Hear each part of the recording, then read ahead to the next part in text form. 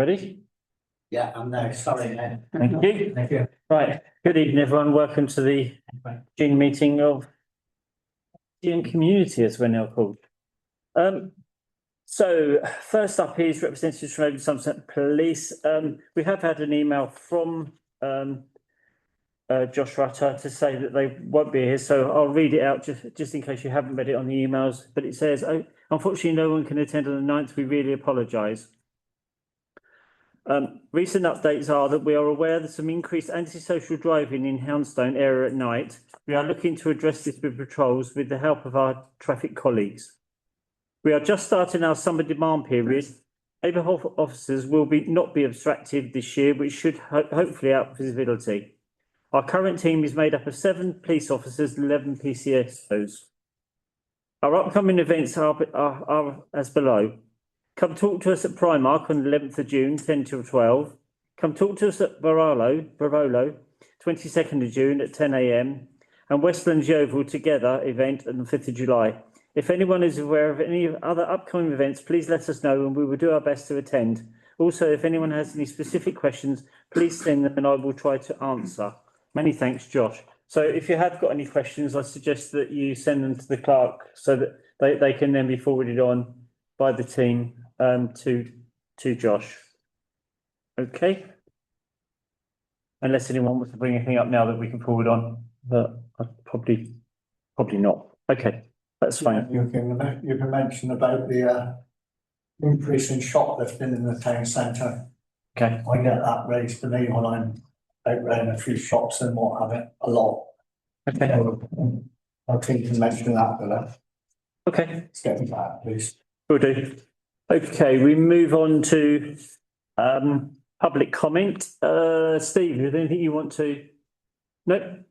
Okay. We have got the Reverend David King with us, but he's going to speak on the item that he's here to represent. So I'll leave that for the moment. Unless there's anything else you want to say, David. No. Okay, thank you. Okay, we move on to the agenda proper then. So 11/330. Apologies for absence and consider the reasons given. Yes, I have Councillor Jane Lowry, who is away for personal reasons. Councillor Helen Stonier has a conflicting engagement. Ashley Richards has personal reasons, but he has joined us virtually. Okay, is it your wish we accept those reasons? Yeah. Okay, thank you very much. We move on to 11/331, declaration of interest. Members to declare any interest, including disposal of pecuniary interest they may have in agenda items that accord with the requirements of the Town Council's Code of Conduct and consider any requests from members for dispensation that accord with Localism Act. This does not preclude any later declarations. Are there any declarations of interest or anything on the agenda at this time? Good. Okay, thank you. We move on to 11/332, the minutes to approve as correctly for the minutes of the meetings held on the 10th of March 2026 and the 12th of May 2026. Is it your wish I sign those records? No. Thank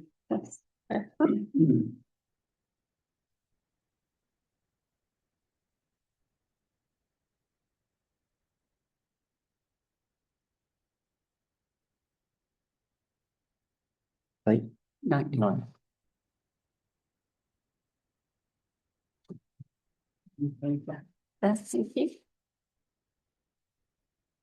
The note? The night, yeah.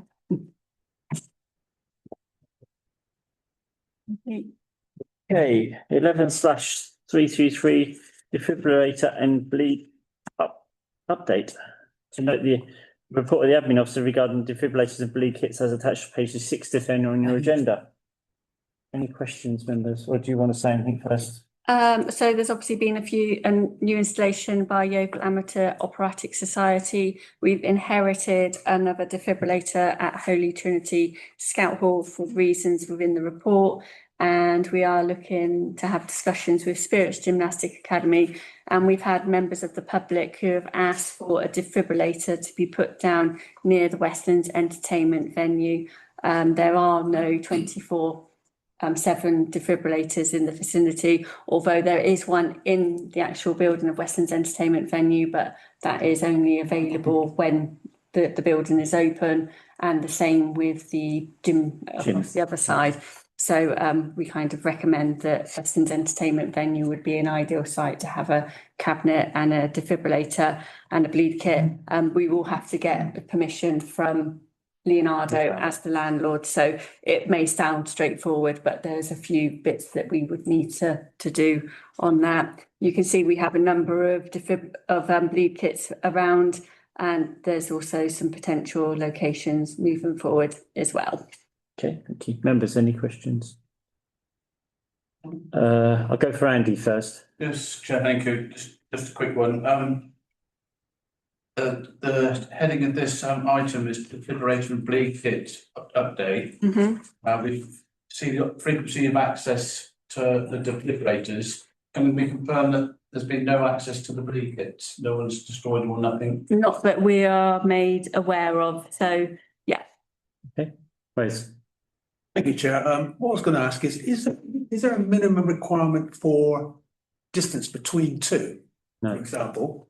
There isn't, so it's really whoever's I prepared think to. there's a suggested 3 minute, you should be 3 minutes away from any defibrillator. Right, just- So- okay. So if that gives you a guideline as to where they should I'm be. thinking, you see, you've got one in St Peter's Church Hall, okay, community Yeah. hall, but the ideal there would not necessarily just be there, but maybe the club, for example. So can I come in there? Yeah. That was going to be one of the initial, that was one of the initial organisations that we contacted, and there was lots of issues with head office and that, so it's not as straightforward. That's what the problem is that we would like some to be closer together, but if you don't have an appropriate building that you can put it on, because obviously it needs to be on the public highway, and on a public building. That's what makes the difficulty. So if anybody knows of any properties that could be a good potential, we can always do the inquiries to see whether we could Just work. it seemed a little bit more central to Westfield. It was, and as I said, that was one of the initial ones we contacted. Just, One other question, if you don't mind. sorry, can before you go to the next question, just to back onto that, we've also explored St Michael's in Co-op in St Michael's Avenue as well. And we got the same answer for that one as well, because obviously for the same reasons as the other one. So, sorry, yeah, Karen, what was your? Right, on the YTC location on page 8, you've got Town Council there, your Town Council, 19 Union Street. Have we got any restrictions on installation here because of the nature of the building, the historic nature, for example? So we have it inside Townhouse. So when we log it onto the system, we have to put what our opening hours are. So obviously we can't say it's a 24/7 one because the building isn't open 24/7. So it's in the townhouse. What we're finding is that conservation and listed building consent is really difficult to get the defibrillators put on outside. And- Going on the other side. Yeah. Okay, Yeah. right, lovely, thank you, Chair. Tony? And just a quickie, I mean, you said about Westlands, or if Westlands is shut, people won't be, should not in theory be down there. And if you want one in the vicinity, what about the shops on the corner there, on the crossroads? On Preston Road? If you're looking for a vicinity near Westlands, I don't know if there's any direct, you know where I'm. Yeah, we can ask, but you have the people at the allotments that will be Yeah. on site as well, so it is a regular path that people use as well, so it could be that we do that one and another Okay. locate and the Yeah. shop as well, Yeah. so we're definitely looking into that, yeah. Okay, thank you, Tony. Anyone else? No, anyone else want? No. Okay, the report is for noting consent that's noted, please. Okay, we move to 11/334 Elktown Report 25/26. System. Yours. So these a bit larger, they're really small now, aren't they? You hold them further away.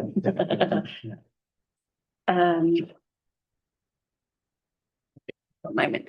Okay, so we did have an overspend of £65,000 last year on this budget. And as I've been reporting at every committee meeting, that is due to the additional staff that we have taken on in terms of the property property project officer and coordinator, and also another post for the community warden. So that was to be expected. So you can see that we're asking for a sum of money to be put into the reserves as well. And these are for budgeted lines where the expenditure just hasn't taken place yet, and we have reserves already set up on that. So if I then refer you to page 13 of the report, these are all the reserves that are specific to this particular committee, and I'm happy to answer any questions that anybody has on either of those things that I've just mentioned. Okay, members. Andy. I only have one, picky one on page 11. The radio. Yeah. Nothing happened last year, nothing. No forthcoming, so it's all zeros. So where would that have gone? That would have gone to probably health and safety.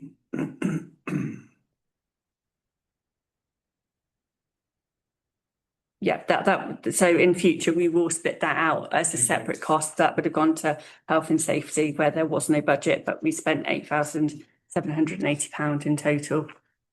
Okay. Any other questions?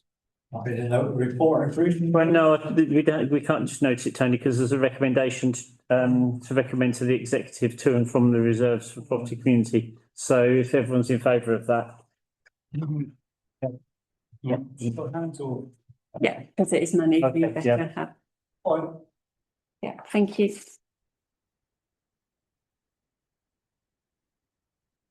You've done budget monitoring as well, didn't you? No, I haven't done budget monitoring. Okay, yeah. So this is just for the 2 months we have to date. You can see at the moment we are predicting just over a £4,000 overspend. It is really early days, so obviously a lot can happen between now and March, but this just gives you an indication of the expenditure today and what, based on that pattern, what we're predicting for the end of the financial year. Okay, again, any questions, members? Andy. On page 14, bus shelter.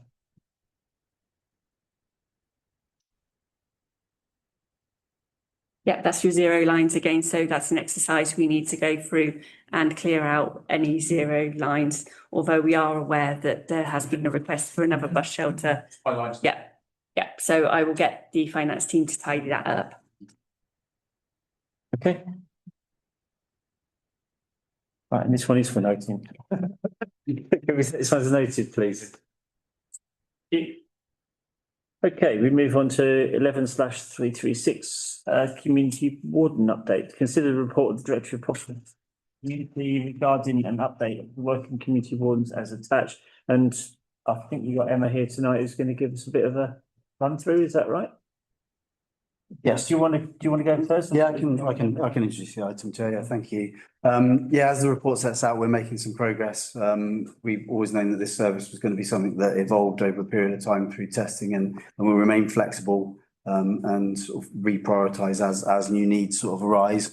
There's not a lot to say in terms of the detail within the report. I would just hand over to Emma, I think, who's going to give us a little bit of additional stuff around the community angle, and then my intention would be for that to rotate meeting by meeting. So the next one will probably have a focus from maybe Chris around the more sort of community safety angle. So we take a bit of a specialist look at the different areas of work that they're considering and they're working on. So really it's just to introduce Emma, who takes a lead on the community side of work. Yeah.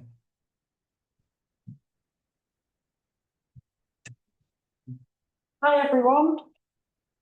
So it's just a really brief overview from me, just to say it's been a real privilege to be here to help shape the community warden role for Yeovil Council. My focus is on engaging with the community, bringing people together, listening to residents and feeding back their ideas and concerns to help improve the town. Through community events, conversations in the town centre and strong relationships with local businesses, I work to ensure that local voices are heard. Alongside this, I support efforts to address challenging behaviours by reporting issues and maintaining close relationships with local PCSOs. I'm excited to be building on this work and to help create positive change for Yeovil.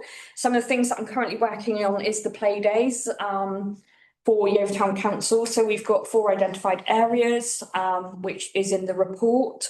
And we've got a theme shaping quite nicely for each area. Yeah, and I just want to report back that the grant that Yeovil Town Council gave to Birchfield, the Lunch for All of £1,000, where we started off seeing about 8 people rock up to the Lunch for All, we're now seeing 33 people. So that's made such a difference. And I've got a vision that hopefully by the end of the year, I'd like to see at least 100 people attend that event. So, yeah. Right. Okay. Thank you. Is there any questions for the officers? No, I'll chip in with one bit, and then I remember can say this. The lunch for all. Can we just echo that that's a nut free lunch, I believe, isn't it? Yes, so the lunch is provided, so it's St Michael's Church, the Rev there, Sarah Lloyd, so she took on after Westfield's funding ran out. That was 6 months initially for the soup and the bread roll to help bring this together, to help start this. So after 6 months, they've stepped away, but Sarah from St Michael's Church has worked quite closely with Birchfield Community School, the primary school, and they are now providing the lunches and bringing them over to the community centre, which is fantastic. And so that is a nut-free school. Yeah. Yeah. Yeah. It's worth mentioning that because Yeah. if anyone's got any concerns of going along because of Yeah, it's good. allergies or whatever, so.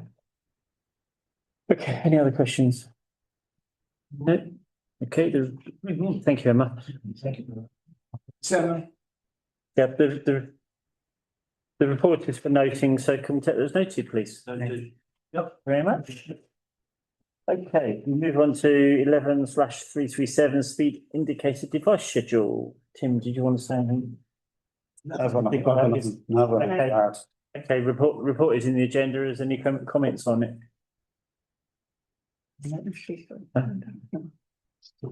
Andy. Yeah, I've had a group of residents contact me with concerns about well, actually noise level and speed levels on West Coker Road, or particularly one section of West Coker Road. I'm not sure if we put the SIDS up there at all. Yeah, so the last one was on the 2nd of April that the SID went up at West Coker Road. So can I ask the location of where that went? I'm not West precisely Coker Road is It is, yeah, I will have to find out the exact location. just before the shop coming, so going in or coming out of town. Sorry, Sorry, Chair. going out of the Yeovil.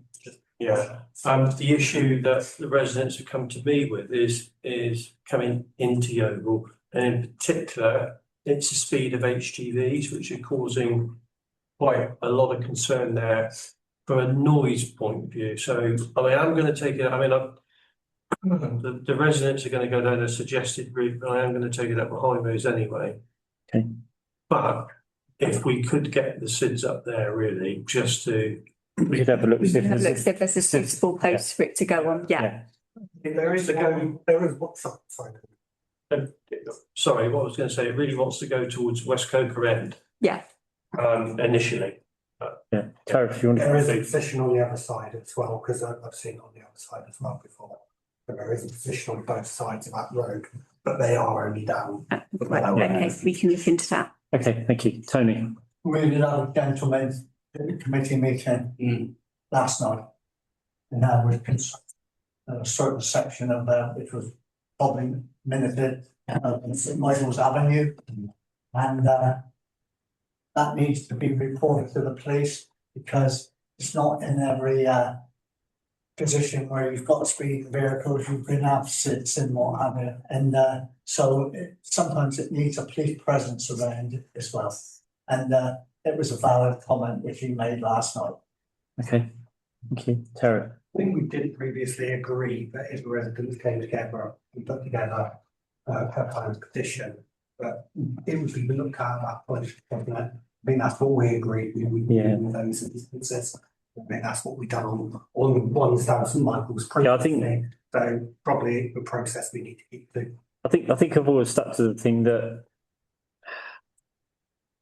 we can't agree every one, that we have to look at each one and its merits, because otherwise I think every road in Yeovil will probably have a a speed indicator device at some point. So I think it has to be on its merits. So, but we'll take the ones on board that have been suggested and have a look and see. Okay.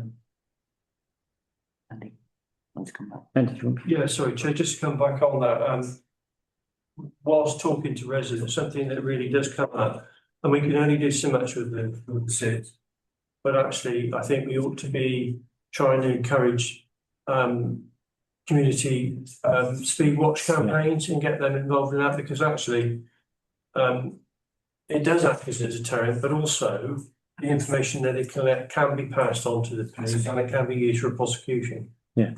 So I think we somehow, somewhere along the way, I think we need to be encouraging community groups to come up and do these things. You know, if they've got a real concern about speeds in their areas, especially I'm saying on St Michael's Avenue, West Coker Road, you know, it's kind of help yourself. We need to be encouraging this to happen because there isn't enough police presence to do that.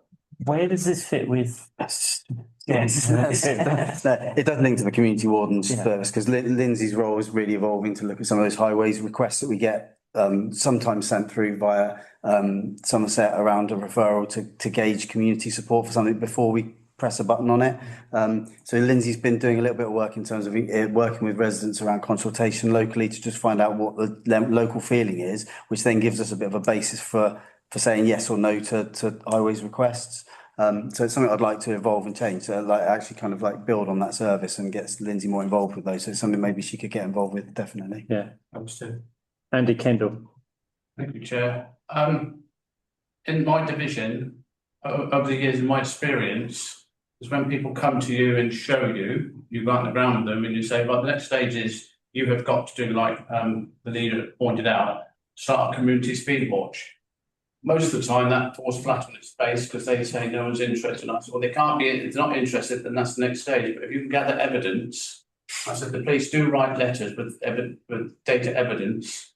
And I said from that, then there can be a case of whether they put speed, chicanes, bumps, signs, indicators and all that up. But they've got to help themselves. Unfortunately, you've got to help yourself, or in this day and age, you've got to help yourself before the authorities help you. And there is evidence that people who do a community speed watch do get what they want, but most of the people decline the fact, and unfortunately that it dies down. And whilst I am talking, may I ask about page 19 about the padlocks last June?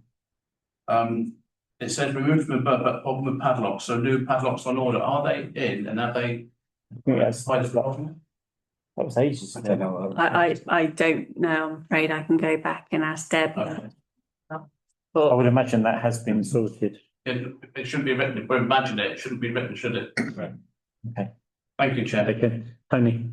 Yeah, just to follow on with what Andy said, because if he hadn't mentioned it, I would have meant about the community speed watch, and what Andy said is right. But if you're going to have officers going to be talking to the people around areas, what they want, those officers need to get a little meeting together, because you need to have your elected members at that meeting to hammer home the point that if they don't help themselves, it ain't going to happen. It's as simple as that. You don't want to give let officers go around and start ideas in their head that this may happen and that might happen. You need to get a meeting together, and if they turn up in there, they will hear what elected members got to say on that, and that's it. Oh, Yeah, just something Andy was saying about. Harris had his hand up for Andy. All right. Goodness, Sorry. hold on. I've got a vice chair who's sitting here counting people of when they got speaking. I've got a list in front of me. Okay. Thank you. Yeah, just one thing is that something I'm saying about the speed watch thing.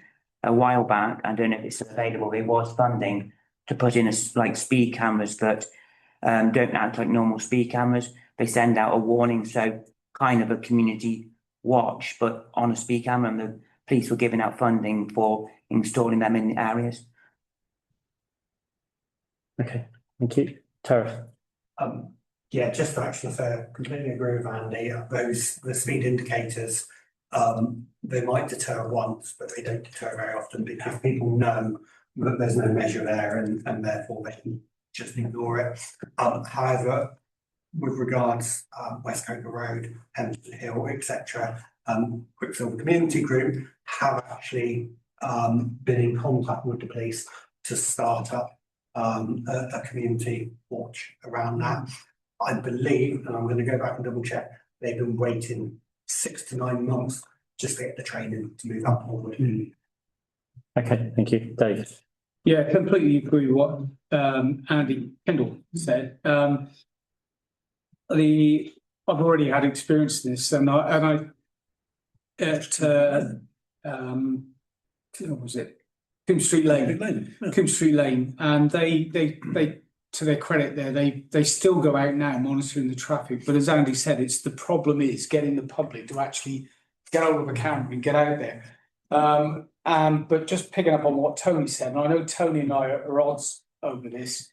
If with the procedure I'm familiar with at county level, at Somerset level, is that if I get a complaint from a resident about speeding traffic, I tell that resident to go to their neighbours, and if there's a groundswell of opinion comes in writing, I'm as the member on the ground, I'm happy to go door to door and garner response as a form of consultation to get highways involved. And I think the break figure is 60%, but 60% of the residents say they want something. I thought it was 70. It's somewhere between 60 and 70. It's an arbitrary figure, but I think where they're going is if you get the majority of residents on side, they will act. So that has been borne out in Coombe Street Lane, and it's been borne out in recently with Chiltern Grove. I've been up and around Chiltern Grove, and we've got a 70% response to that one going door to door. Okay, thank you. Ashley, do you still want to make a point? I don't know if it's worth it really, but it seems to be the chronological order of the running order of the SID schedule seems to be a bit weird. We moved Christmas period of 224 on page 18, and then later on page 19, let's removed over Christmas period to 225. So I think there's a typographical thing going on there. So somebody put in the wrong dates, but then it goes on to page 19 also is two different types of 205, 225, 226. Sorry to be a bit picky, but it just I couldn't follow it, so I thought I'd better mention it. Okay, thank you, Ashley. Okay, are there any more comments or over on the? No. Okay, thank you. That report's for noting. Can we take those noted, please? Thank you very much. With your indulgence, I'm going to swap 11/339 and 338 round because we've got David patiently waiting in the wings to come and talk to us. So if you're happy, we'll take 11/339 first. Okay, thank you, David. If you want to sit at one of these tables, it'll be.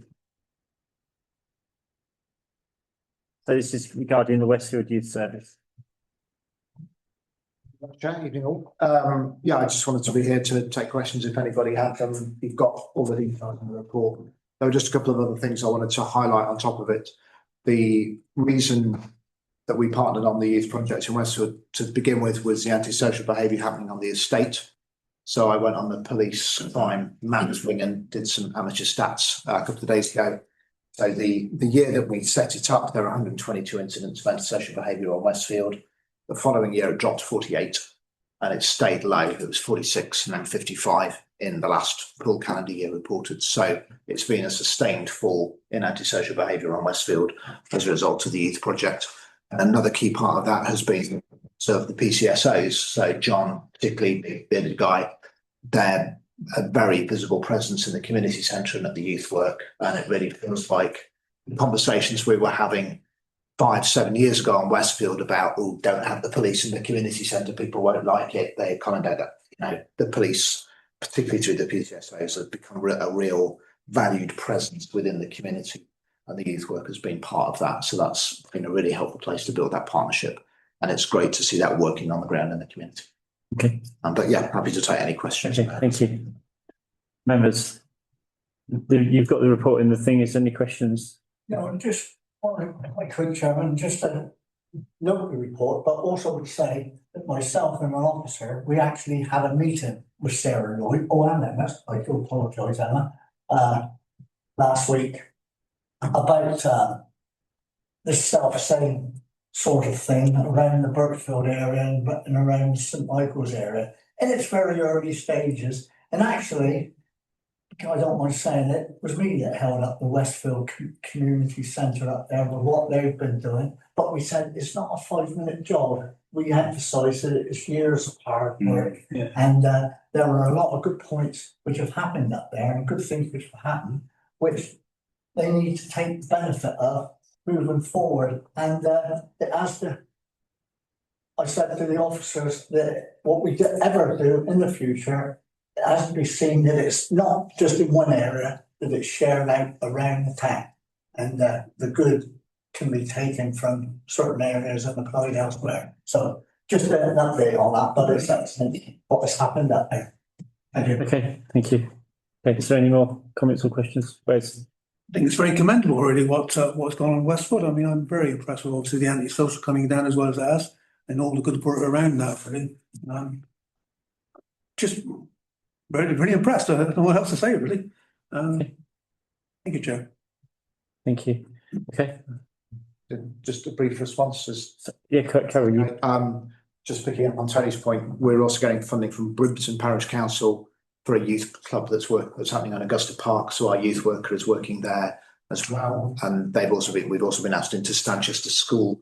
So we're going kind of way off our patch now, but where there's a need and where there's the local infrastructure to make stuff happen, as has happened with the lunch club over at Birchfield, you have to have the boots on the ground, and then the provision can come in with the financial support of the council or whatever is required. So it's a good example of partnership. Excellent, thank you. Thank you.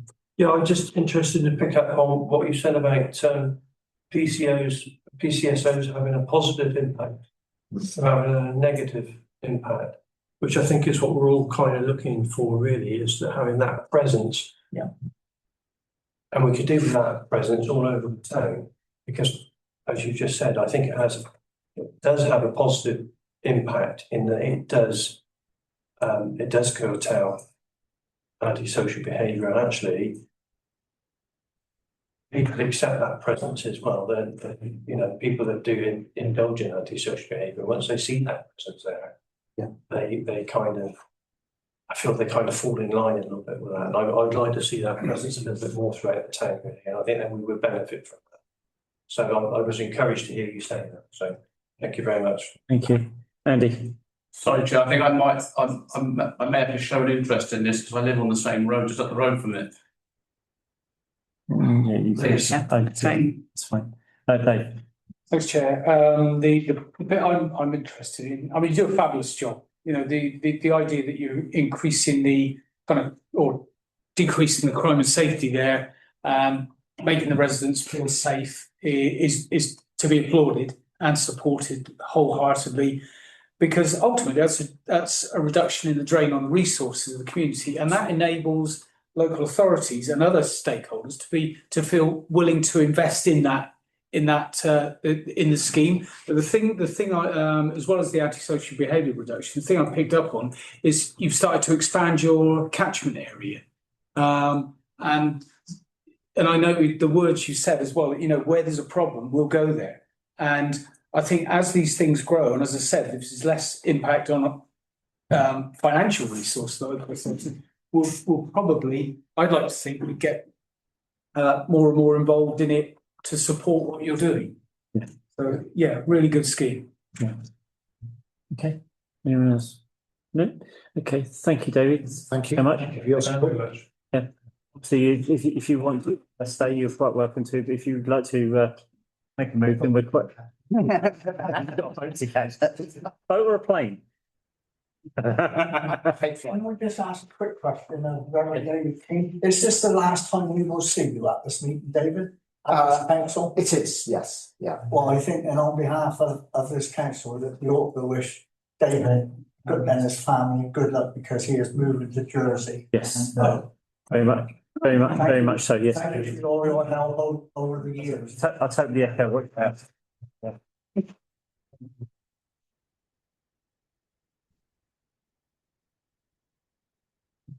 Okay, we move back to 11/338, which is the YMCA Brunel Group Youth Club report. You have the report in your packs. I don't know if Tim wants to add anything to it. Nothing really to add. I think that the key points I'd pick out of it for my benefit, but from my point of view, would be that the numbers at Milford Hall are really Sorry. they're really strong, very strong. In fact, there's an argument to say it's become unmanageable in terms of the numbers that they're getting. It's really quite busy.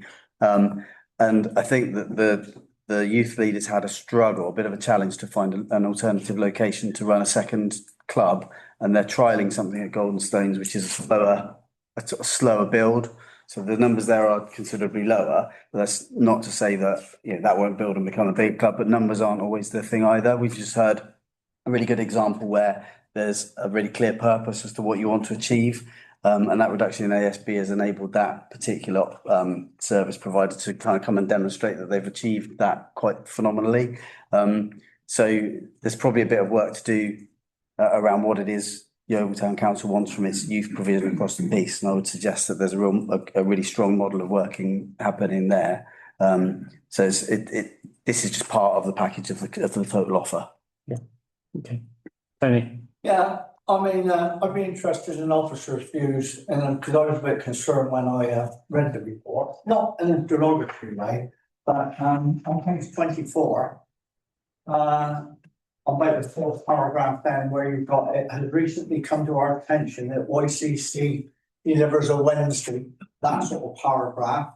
And then also we have reached out to their service with an explanatory, and kind of email was a bit of grammar wrong there, but it doesn't matter. We all know what I mean. But is there any concern that there is an organisation now duplicating without talking to the authority first with the service we're providing, and duplicating with the same sort of things?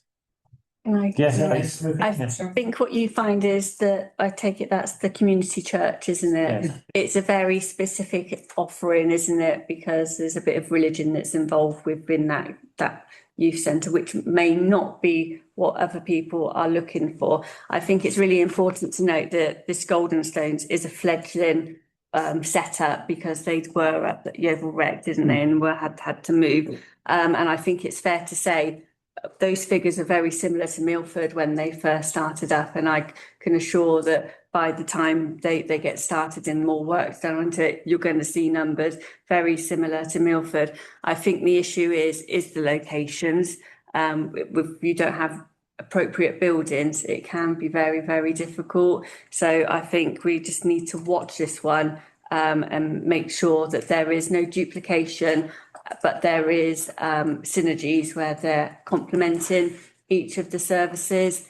And there may be talks that we have with YMCA Brunel that they might want it on a different evening than what's being ran at the church. But I think you'll find it's a slightly different offering due to it being a church. That's fine, Chairman, but you know yourself, I mean, duplication is just a waste of resources, but thank you for that explanation. Okay. No one else? No.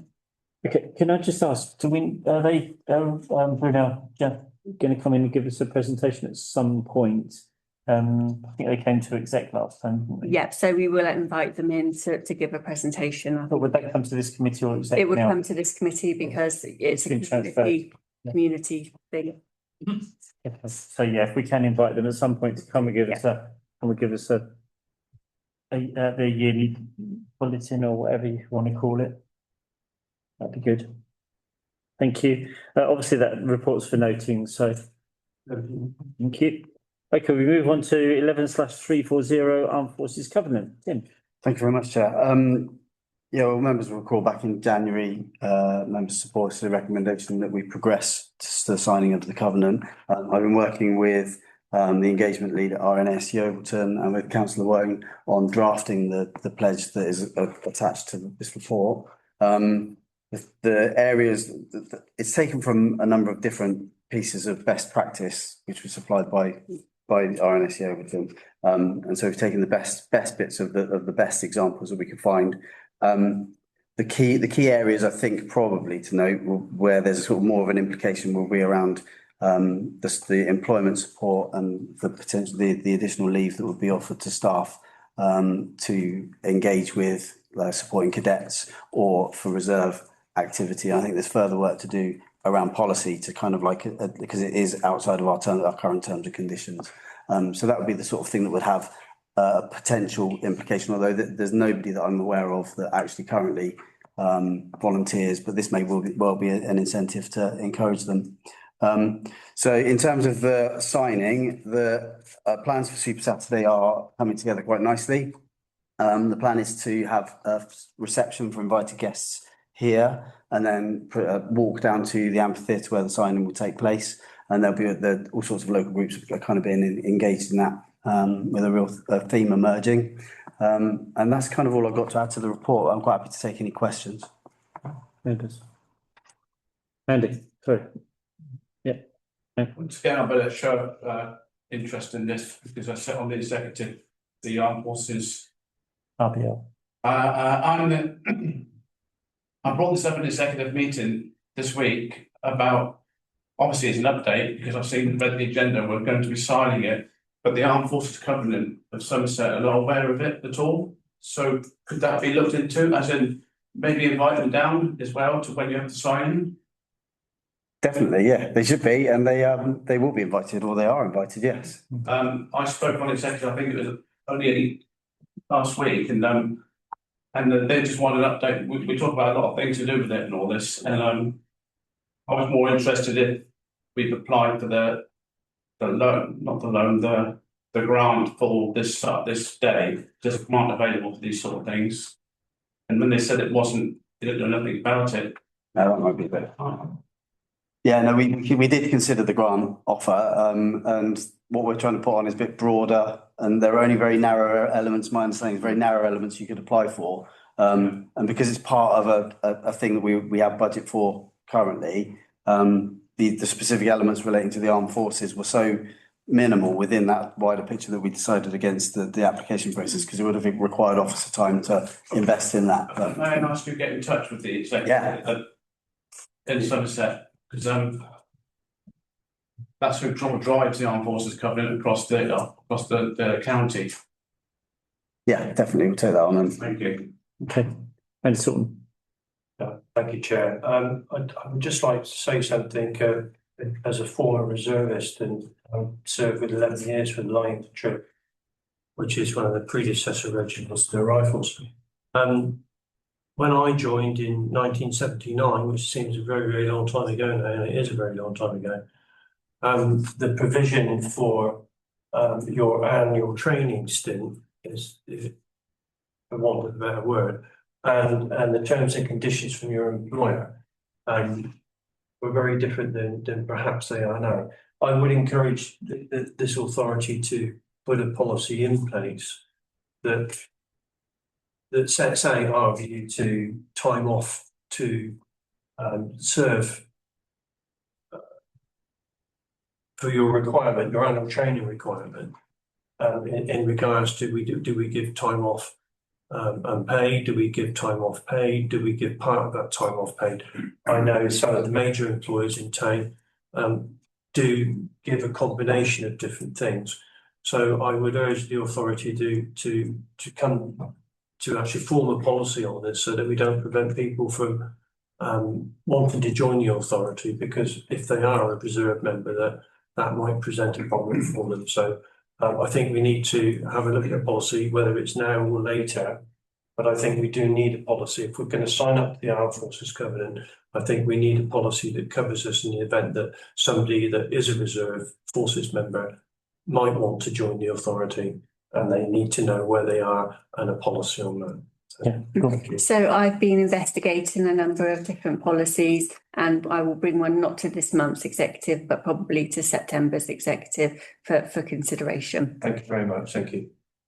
Thank you. Dave? Yeah, I'll just pick up on what Andy said. Put through you, Chair. Who is the actual who is your contact at the Armed Forces? It'll be either Jeff Brown. or Yeah. Kirsty Congo. Right, Kirsty is at Somerset Council. As far as I'm aware, we've actually gone right to the people that coordinate the Armed Forces Covenant in Somerset, which is Rachel Brannigan and John Beek from the Wessex Reservists. No, they're not part of it. They've signed up to it. Yeah. The rifles and all that. But the actual government committee, the executive, is none of these people don't sit on the executive.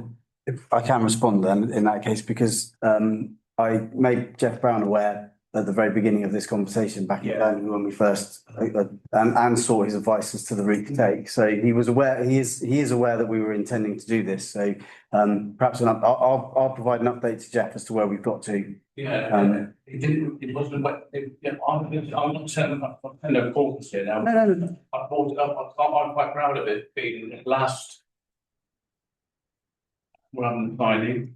And he said I wasn't aware of it. May have slipped his mind because obviously he's got. It's only one law it does penalty. Sorry. Okay. Yeah, no, I've not updated him for a while, Chair. So I will update. No, that's fine. Yeah, I think we know where we are, Andy. Thank you. Yeah. Tony? Yeah, just like whoever's organising, I'm in supportive of this anyway, but who's ever is sorting out the signing, I'd just like to remind them that I would like to see my two mayor's cadets involved as well, because they are both a credit to their units which they belong to.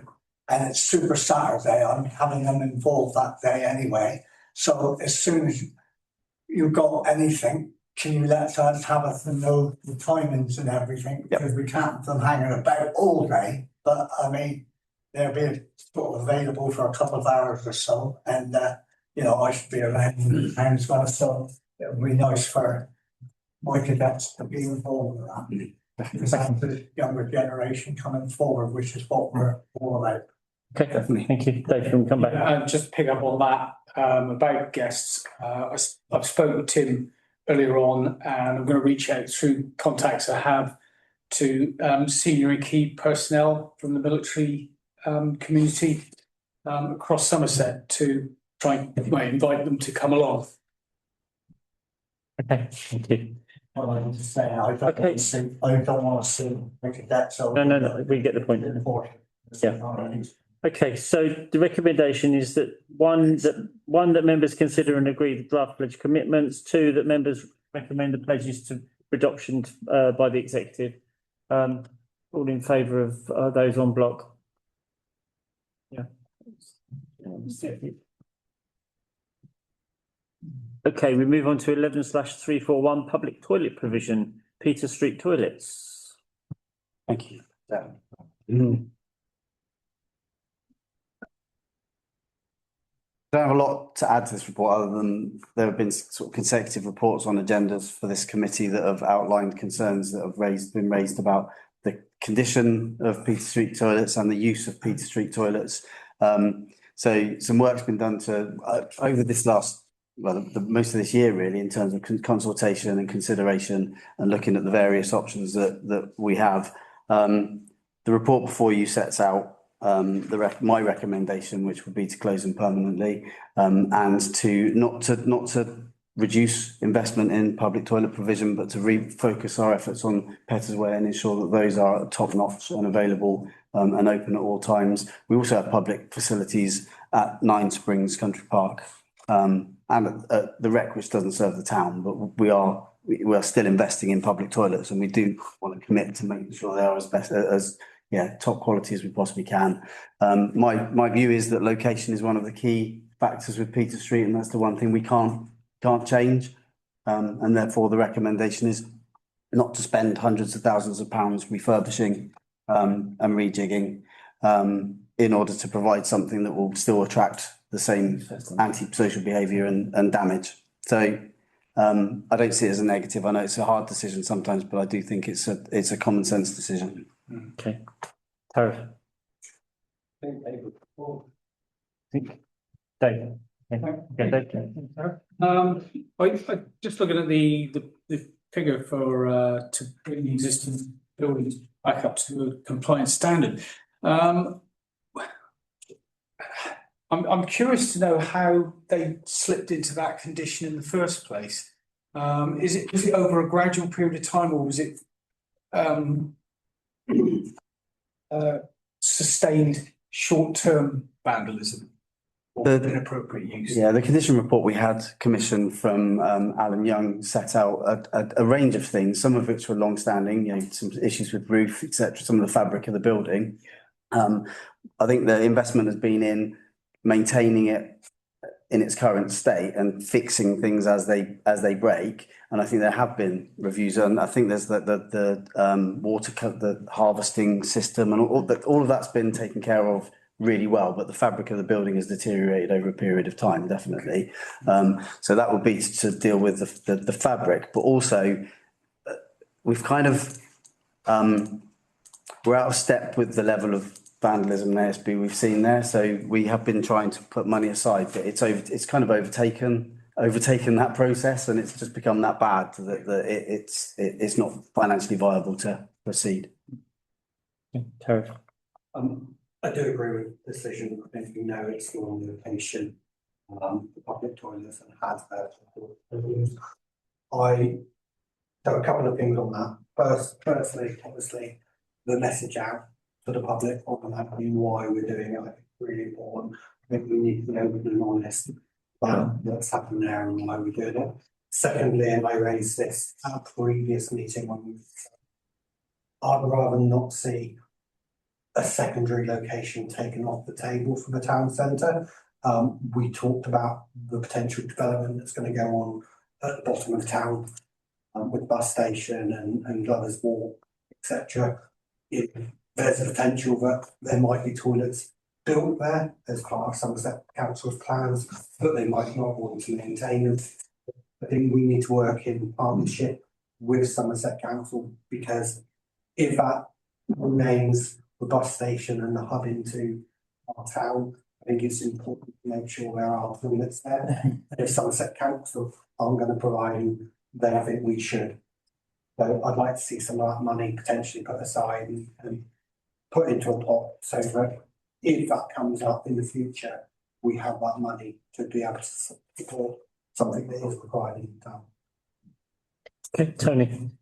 Yeah, well, I can remember that we've been there before with these toilets, and I support the officer's recommendation 100% with this. And please don't play down the vandalism part and the damage which is done by certain individuals.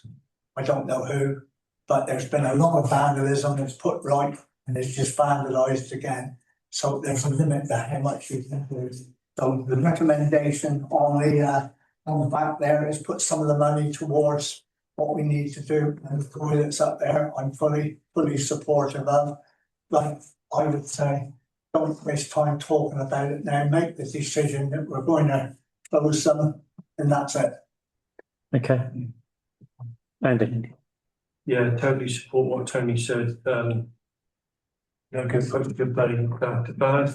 It's taxpayers' money after all. And actually, over a period of time, we're criticised for spending taxpayers' money in the wrong way on the wrong things. This is totally the wrong thing if it's going to be abused like that. As the report states, we have no duty to carry out authority. If people don't treat you with respect, it's not there for them to have. Sorry. Okay. And that's my personal. Okay, Ashley. Yeah, just a quick one, really. I'm not great on shutting facilities. I don't like that. If we've got them, we've got them. My concern is, and this has arisen before, when we shut a facility and suddenly people start to defecate on the street, and that's another low we don't want to reach. So I wondered why we have not implemented CCTV at these facilities to somehow relieve us of this disastrous situation?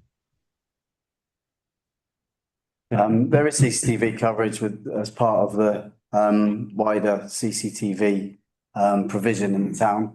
It hasn't deterred the behaviour which largely has happened inside the toilets. If individuals choose to behave in that way, then that will become instantly a policing matter. We'll evidence what we can through the wardens, who will still be a presence in that area. But the CCTV hasn't acted as a deterrent for the antisocial behaviour that's happened within the units, partly through design and partly because of the location. But there is adequate CCTV in that area. Okay, thank you. I'm saying that we had our own CCTV in there and this committee decided to switch it all off. Before my time. No, Don't think you it's. can't put CCTV in a council, can you? You can try, you can laugh, but I think you'll find we had the CCTV on that building and this committee decided to have it turned. No, the CCTV is, as Tim has said, is part of the CCTV network, and it's actually up on the corner pointing down towards. No, you're misleading. On the unit, you've got some vandal-proof domes, and there was a DVD recorder above the ceiling somewhere. And we're going back some years now, and it decided to turn it off. But as the vandalism is inside the toilets, again, I don't think that would just. I'm just answering a question that we got asked. Yeah, I don't. No, the decision was to turn it off. I don't think that would dissuade the vandalism that's taken place. So. Okay. We're going to do what we can. Andy. Yeah, I'm just going to reiterate, having CCTV outside of it, it's got okay then, because damage is happening inside. Yeah. Simple. Okay, so the recommendations are, and I'll take them one at a time. The committee is recommended to agree to close Peter Street toilets and work begins on the future use of the building. Yeah. On agreement. Agree. Yeah. Two, to agree that the budget for Peter Street be retained and used towards offsetting the additional cost of maintaining and improving Petters Way toilets. Do you want to put a? If possible, I'd like to put a caveat around a future opening up budgeting, when we know what's happening. Okay, is everyone happy with that? I just want to make just an observation there. What's happening at Governor's Walk is under Somerset Council's. Yeah. Yeah, I think what Mr. Terry is saying is put the money aside in abeyance just in case we get asked to. Yep. Is that okay? That was what you were. Yeah. Okay, so does everyone agree with that with the slight change? Yeah. Yeah. Okay, and three, that consideration be given to improve signage to Petters Way toilets. Yeah. Okay, thank you.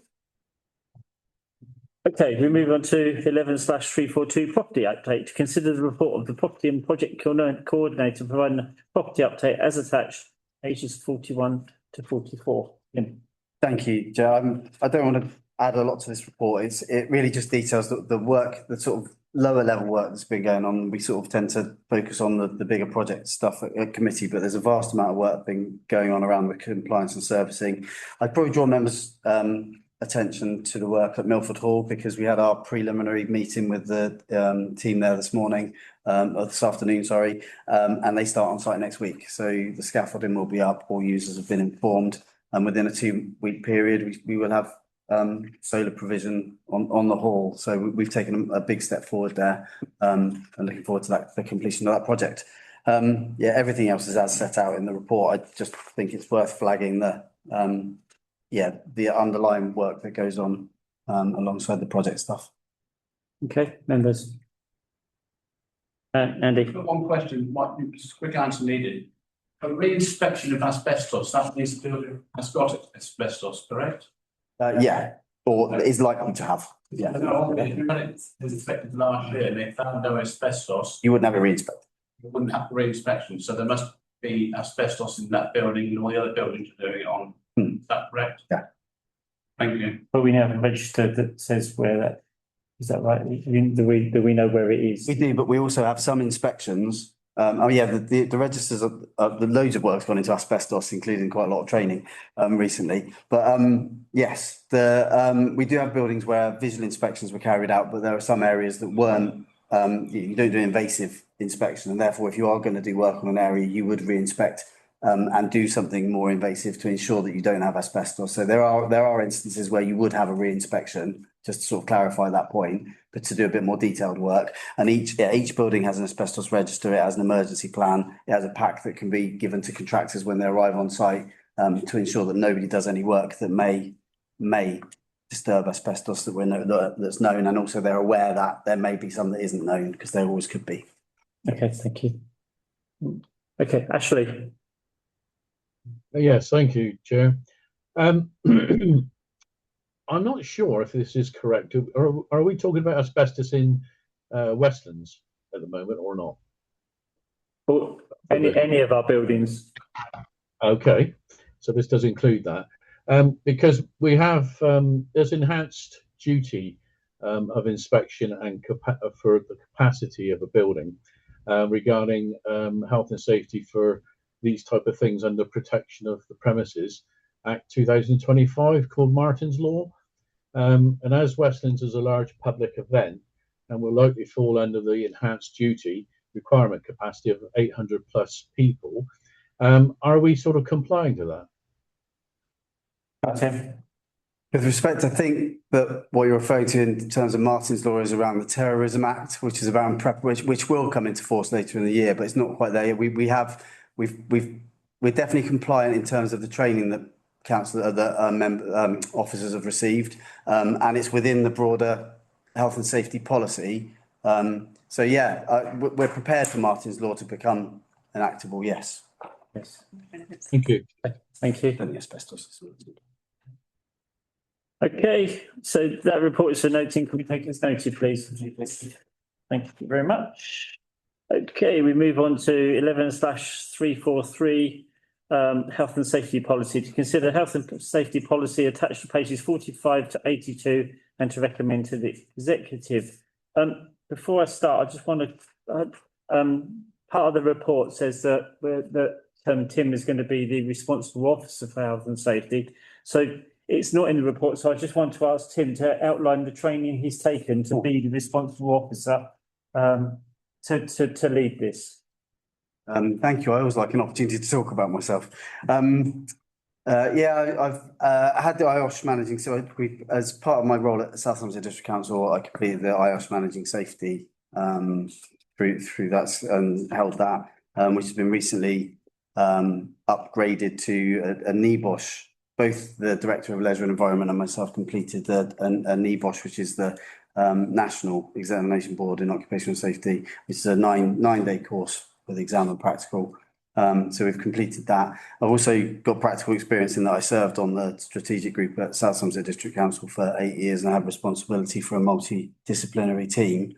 But I'm not an expert by any stretch of the imagination, and we've called on experts to kind of validate the work that we've been doing. Okay, thank you. I just wanted to make that clear so that we knew where the starting line was. Dave. Thank you, Chair. I think I've asked this question before when these kind of policies come to the committees and town council. Is the health and safety policy draft taken from a standardised document and customised towards your town council? It would be recognised. It's definitely recognised as a health and safety policy, but a lot of work's gone into.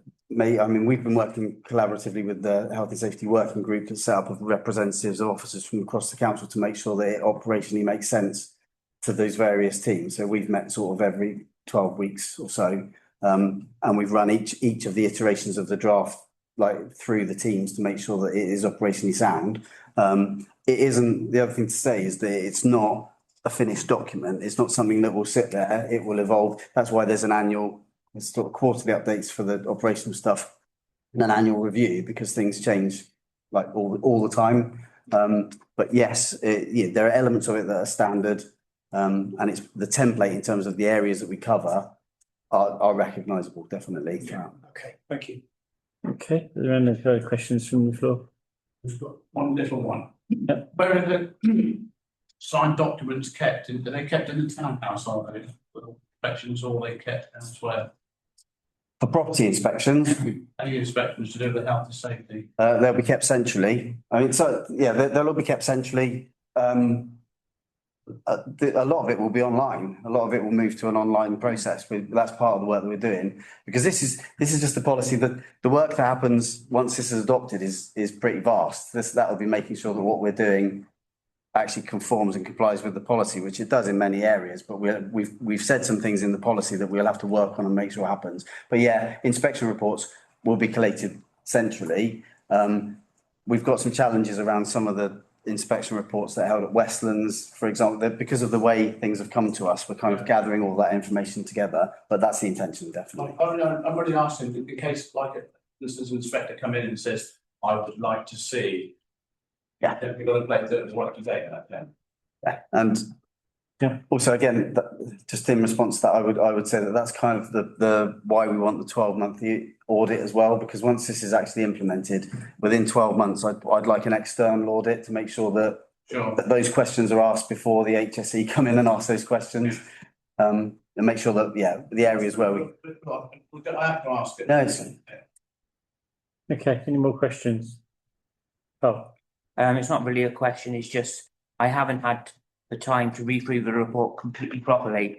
So I'm going to abstain on this because I will see it later at exec. okay. Any other questions? If not, we'll move to the recommendations. So the committee are recommended to review the draft health and safety policy, which we've done.